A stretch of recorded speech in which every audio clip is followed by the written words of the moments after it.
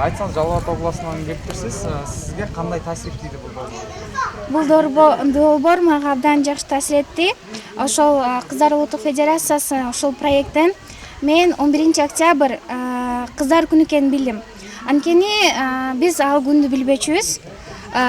Мен абдан ичимден сүйүндүм. Анткени ошол бизди кыздарды дагы өзүбүз майрамдап, бизге балдар да ошол балдар да бизди куттуктап, жакшы тилектерди айткан күн бар экен деп ойлодум.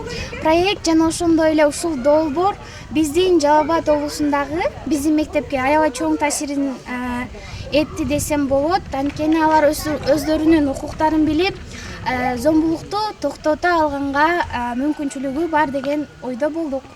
Сиз Жалал Абадтан бияка кандай максат менен келдиңиз?